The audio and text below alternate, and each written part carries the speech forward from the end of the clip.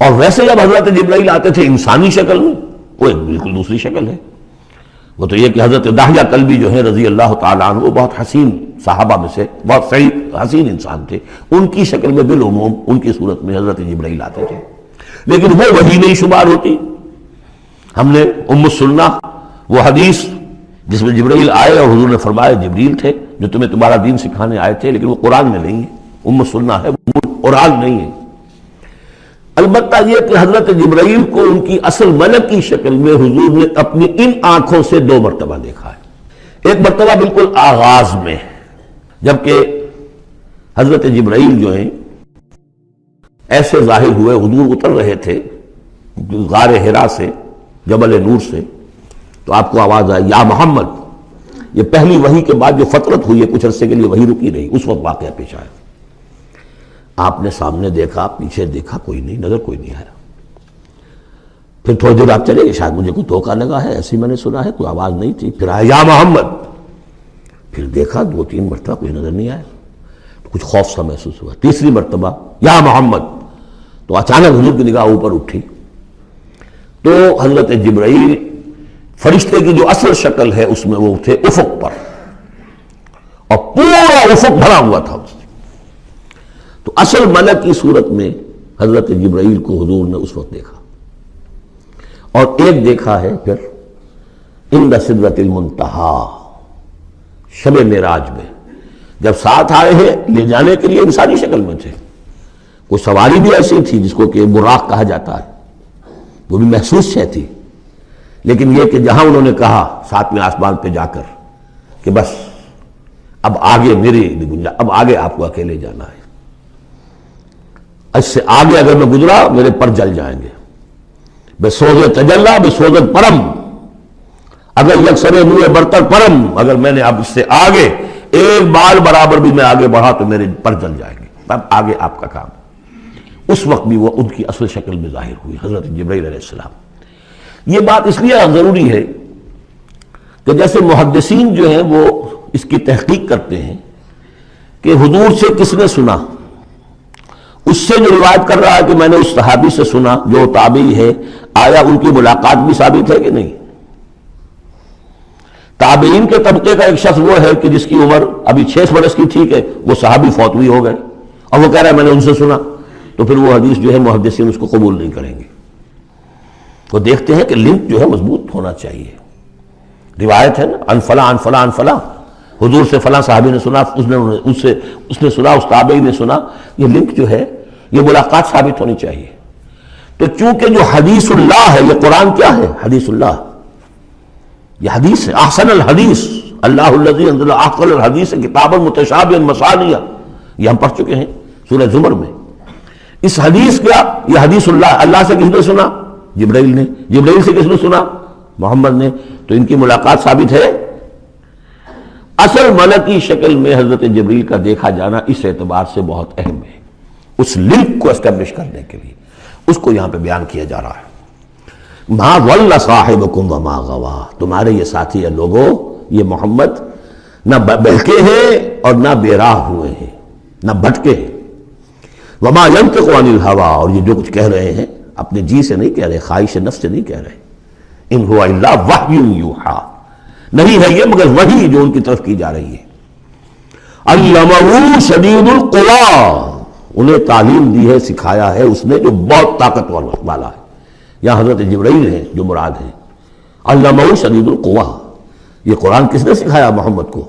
شدید القوی، ذو مرۃ، وہ بڑا زور آور ہے، فاستوی، وہ سیدھا ہوا، وہو بالافق الاعلی، اور افق اعلیٰ کے اوپر وہ محمد کو نظر آ رہا تھا صلی اللہ علیہ وسلم۔ ثم دنا فتدلی، پھر ذرا نیچے کو لٹکا، قریب آیا، فکان قاب قوسین او ادنی، اور پھر وہ اتنے قریب آ گیا کہ جیسے 2 کمانوں کا فاصلہ ہو یا اس سے بھی قریب۔ فاوحی الی عبدہ ما اوحی، پھر اس نے وحی کی اللہ کے بندے کی طرف جو وحی کی۔ وہ وحی کون سی تھی؟ وہ ہے اصل میں وحی رسالت، وحی نبوت جو تھی وہ تو شروع میں آ چکی، اس کے بعد یہ فترت ہو گئی تھی، کچھ وقفہ پڑ گیا تھا۔ شروع میں وحی جس سے کہ حضور کی نبوت کا ظہور ہوا ہے، وہ تو ہے اقرا بسم ربک الذی خلق خلق الانسان من علق اقرا وربک الاکرم الذی علم بالقلم علم الانسان ما لم یعلم.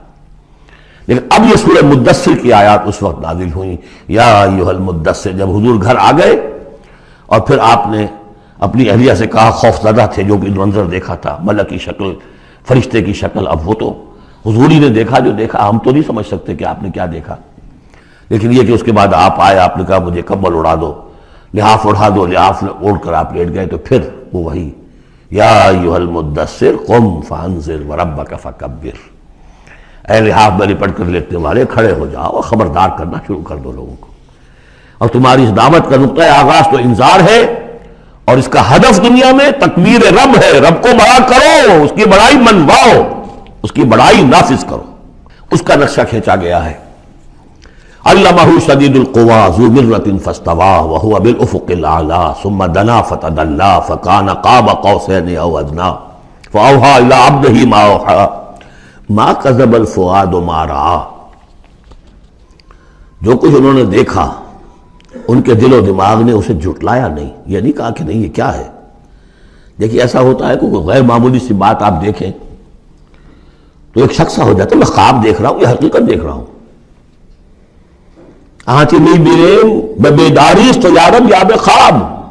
اے اللہ جو میں دیکھ رہا ہوں یا ہم دیکھ رہے ہیں یہ بیداری میں دیکھ رہے ہیں، یہ خواب میں دیکھ رہے ہیں، وہ غیر متوقع چیز. لیکن نبی کو کوئی شک نہیں ہوا.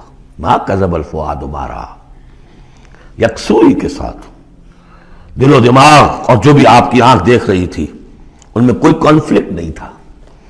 ما کذب الفؤاد ما رأیٰ فتمارونہ علی ما یریٰ، تو کیا تم اس سے جھگڑتے ہو اس چیز پر کہ جسے وہ دیکھ رہا ہے.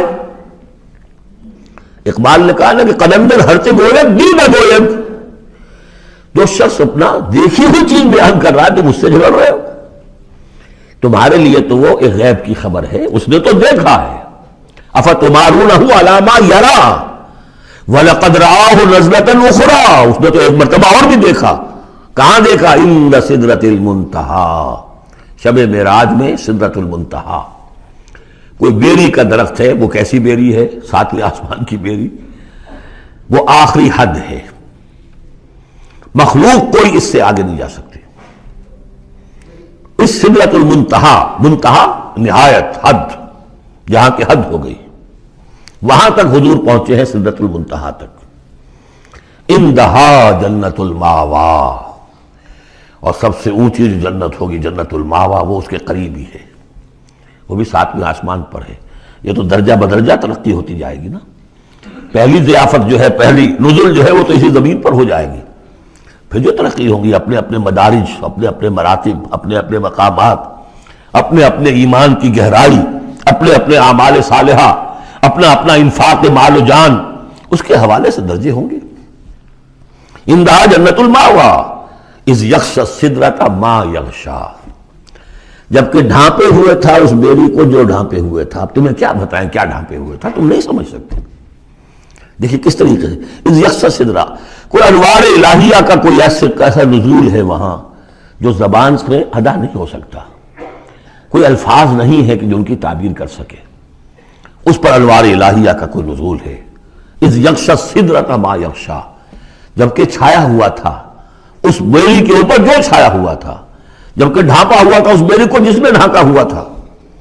ما زاغ البصر وما طغیٰ، نبی کی آنکھ اس وقت نہ کج ہوئی نہ حد سے بڑھی. یہ دو انتہائیں ہوتی ہیں. ایک تو یہ کہ آپ کسی انٹینس لائٹ کو فیس نہ کر سکے تو نگاہ ہٹائیں گے، آپ یہ جھپک لیں گے، فیس نہیں کر سکتے اگر آپ میں ہمت نہیں، استعداد نہیں ہے. نبی کا ظرف اتنا تھا کہ ان انوار الہیہ کا براہ راست مشاہدہ کیا ہے، اور نگاہ آپ کو ادھر ادھر کرنے کی ضرورت پیش نہیں آئی. لیکن طغیٰ ایک حد ادب بھی ہوتا ہے جس سے آگے انسان کو نہیں جانا چاہیے. نگاہ جو ہے اس نے بے ادبی کی روش بھی اختیار نہ کی. علامہ اقبال نے، واقعہ یہ کہ اس آیت کو میں نے سمجھا علامہ اقبال کے ایک شعر سے، اور اکثر و بیشتر لوگ نہیں سمجھ سکے اس آیت کو. ذوق و شوق کے نام سے جو ان کی نظم ہے بال جبریل میں، وہ میرے نزدیک ان کے شاعرانہ جو ان کی استعداد ہے اس میں بلند ترین نظم ہے. وہ جہاں تک پیغام ان کا جو ہے امت مسلمہ کے لیے، اس کے لیے ابلیس کی مجلس شورا، وہ کلائمیکس سے، اور وہ ہے بھی ان کے آخری زمانے کی نظم ہے، سن 36 میں انہوں نے کہی ہے۔ اس کے بعد تو بیماری اتنے رہے ہیں، بہت کم اشعار کہے، لیکن اس میں ذوق و شوق میں ایک شعر ہے: عین وصال میں مجھے حوصلہ نظر نہ تھا، عین وصال میں مجھے حوصلہ نظر نہ تھا، گرچہ بہانہ جو رہی میری نگاہ بے ادب، میری نگاہ بے ادب بہانہ تلاش کرتی رہی کہ میں مشاہدہ براہ راست کروں، حالانکہ عین وصال ہے اس وقت، لیکن یہ کہ میرے اندر حوصلہ نہ تھا کہ میں حسن کا براہ راست مشاہدہ کر سکوں۔ عین وصال میں مجھے حوصلہ نظر نہ تھا، گرچہ بہانہ جو رہی میری نگاہ بے ادب۔ یہاں ان دونوں چیزوں کے برعکس بات ہے جو اقبال اپنے بارے میں کہہ رہا ہے۔ میں تو بے ادب بھی ہوں، اور میں تو چاہتا تھا کسی طریقے سے حد ادب سے تجاوز کر کے دیکھوں، لیکن میرے اندر تو حوصلہ نہیں تھا۔ محمد میں وہ حوصلہ تھا، دیکھا ہے، براہ راست دیکھا ہے، نگاہ جما کر دیکھا ہے، لیکن ایک حد سے تجاوز نہیں کیا، حد ادب کے اندر رہے۔ ما زاغ البصر وما طغى لقد رأى من آیات ربہ الکبریٰ، دیکھا انہوں نے اپنے رب کی عظیم ترین آیات کو۔ اب وہاں جا کر جو مشاہدہ ہوا ہے وہ تو اللہ کی عظیم ترین آیات کا ہے، اور اسی سے در حقیقت دلیل ہے ام المومنین حضرت عائشہ صدیقہ رضی اللہ تعالی عنہ اور حضرت عمر رضی اللہ تعالی عنہ کا جو قول ہے۔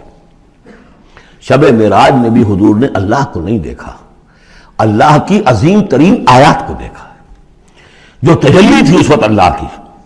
حضرت عائشہ صدیقہ کا کہنا تو یہ ہے کہ نور لا یرا، وہ نور ہے، دیکھے کیسے جا سکتا ہے۔ بہرحال وہاں بھی قرآن جو کہہ رہا ہے وہ یہ نہیں کہہ رہا ہے کہ اللہ کو دیکھا، نہیں، جیسے کہ وہ جو شب معراج میں پہلا سفر کا حصہ تھا زمینی، مسجد حرام سے مسجد اقصی تک، سبحان الذی اسریٰ بعبدہ لیلا من المسجد الحرام الی المسجد الاقصی الذی بارکنا حولہ لنریہ من آیاتنا، وہاں پر بھی اللہ نے اپنی آیات کا مشاہدہ کرایا، لیکن وہ زمینی آیات ہیں اللہ کی، وہ برکات جو ہے زمینی ہیں۔ یہ تجلی جو ہو رہی ہے یہ ہو رہی ہے اس سدرۃ المنتہا پر، آخری حد ہے، مخلوق کی آخری حد ہے، اس سے آگے کہیے حرم ہے، حریم ذات ہے اللہ کی، جس میں کسی غیر کا کوئی دخل ممکن نہیں۔ اس حد پر جا کر جو وہاں تجلیات باری تعالیٰ تھے ان کا مشاہدہ کیا ہے۔